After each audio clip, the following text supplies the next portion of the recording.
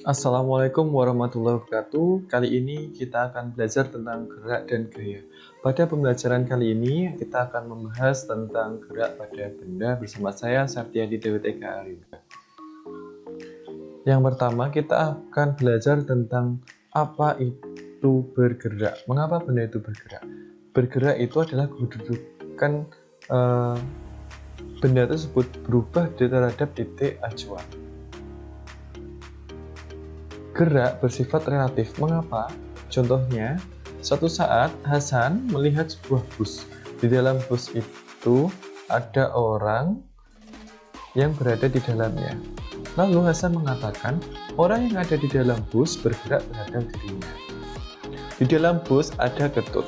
Kemudian Ketut melihat Hasan diam berada di tepi jalan. Kemudian Ketut mengatakan bahwa Hasan itu bergerak terhadap Ketut. Fenomena tersebut menunjukkan bahwa gerak Hasan terhadap Ketut disebut gerak semu.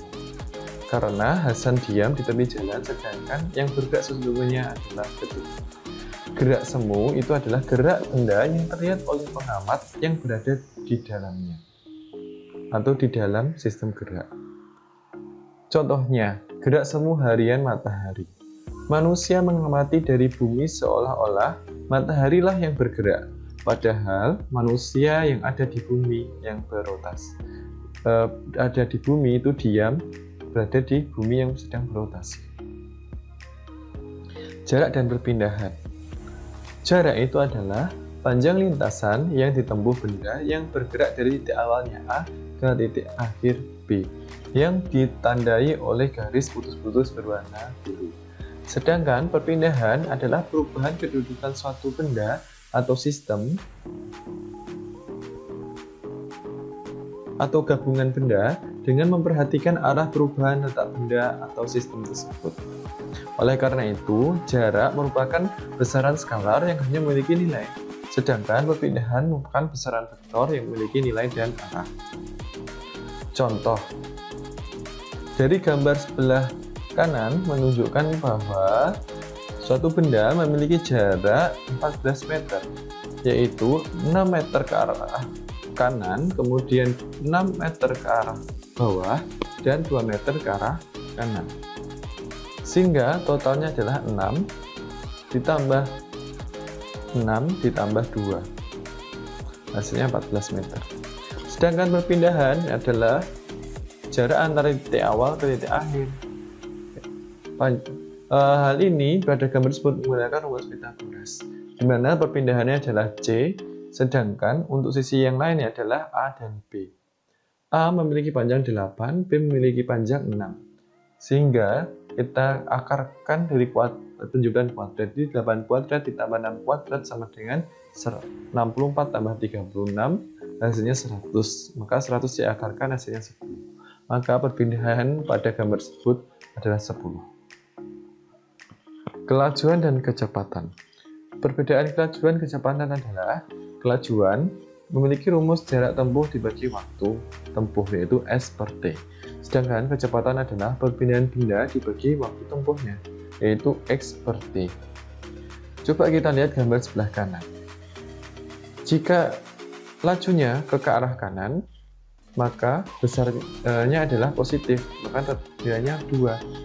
Sedangkan laju yang ke kiri nilainya juga positif, sama-sama dengan 2. Berarti ini laju tidak mempedulikan arah gerakannya.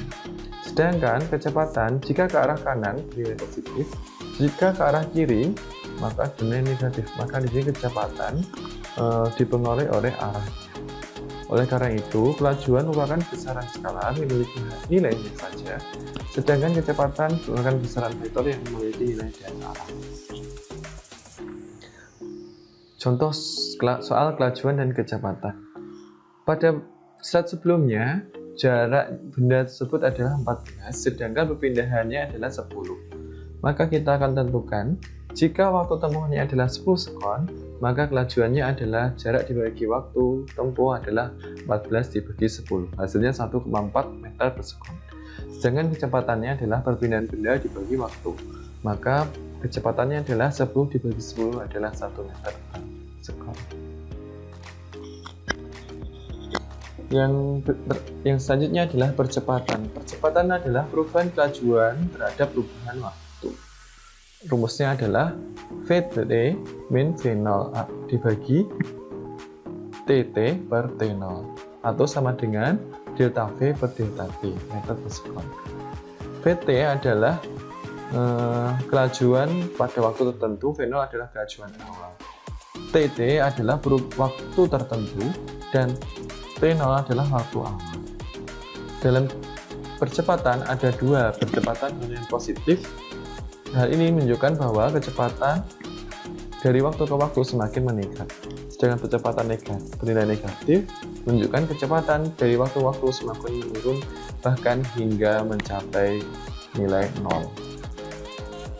Contoh soalnya, diketahui sebuah mobil melaju dengan kecepatan awal yaitu 2 meter per sekon. Setelah mobil melaju 10 sekon, kecepatan mobil tersebut bertambah menjadi 4 meter per sekon. Berapa percepatan yang dimiliki oleh mobil tersebut? Maka diketahui V0-nya adalah 2 meter per sekon, VT-nya adalah meter per sekon, T0-nya adalah 0 sekon, TT-nya adalah 10 sekon. Kemudian ditanya adalah percepatannya, yaitu A sama dengan 0. Jawabannya adalah, kita tulis rumusnya dulu, A sama dengan delta V per delta T. Delta V sama dengan VT min V0, delta T sama dengan TT min T0. Maka kita dapatkan 4 kurangi 2 dibagi 10 kurangi 0. Hasilnya adalah 2 per 10 atau 0,2 meter per sekon. Gerak lurus. Gerak lurus ada dua. Yang pertama adalah gerak lurus beraturan atau disebut dengan GLB. Yang kedua adalah gerak lurus berubah beraturan atau GLBB. Gerak lurus beraturan dicirikan yaitu semakin jaraknya semakin jauh, maka waktu yang ditempuhnya juga akan semakin lama. Kemudian kecepatannya untuk setiap waktu adalah konstan. Sedangkan gerak lurus berubah beraturan tidak memiliki percepatan atau A sama dengan 0. Gerak lurus berubah beraturan ada dua. Gerak lurus berubah beraturan dipercepat dan diperlambat. Grafik berikut ini adalah contoh gerak lurus berubah beraturan dipercepat. Yaitu jika jaraknya berubah maka waktunya juga meningkat, namun grafiknya tidak lurus seperti gerak lurus beraturan, tapi grafiknya adalah melengkung. Untuk gerak lurus berubah beraturan dipercepat, sedangkan gerak lurus diperlambat melengkungnya adalah seperti ini. Sedangkan untuk hubungan kecepatan dan waktu, semakin tinggi kecepatannya maka waktunya akan semakin meningkat kecepatannya, maka waktunya juga meningkat. Dengan ciri-ciri grafiknya adalah miring lurus. Sedangkan percepatannya adalah konstan dalam setiap waktu. Untuk GLBB diperlambat, hubungan antara V dan T yaitu miring ke bawah karena mendekati berhenti kecepatannya. Lalu contoh gerak lurus adalah gerak lurus beraturan, yaitu mobil yang berjalan dengan kecepatan tetap, pesawat yang melaju di lintasan dengan kecepatan tetap, kereta api yang melaju di lintasan dengan kecepatan tetap. Artinya kecepatan mobil, pesawat, kereta api ini menunjukkan gerak lurusnya adalah beraturan, yaitu kecepatannya tetap atau konstan. Sedangkan gerak lurus berubah beraturan yaitu contohnya, yang pertama gerak lurus berubah beraturan dipercepat. Pada saat naik sepeda di jalan yang menurun, maka kecepatannya akan cepat, maka GLBB-nya disebut dipercepat. Kemudian buah jeruk yang jatuh dari pohon. Yang ketiga, pesawat yang sedang lepas landas. Yang terakhir adalah air terjun. Kemudian GLBB yang diperlambat, contohnya bola yang dilempar ke atas, lama-kelamaan akan berkurang kecepatannya. Hal ini menunjukkan bahwa bola itu mengalami GLBB diperlambat. Kemudian, saat kita naik motor atau mobil, kemudian ada lampu merah, tiba-tiba sopirnya mengerem, hingga mobil itu berhenti, menunjukkan bahwa gerak lurus berubah beraturnya adalah diperlambat.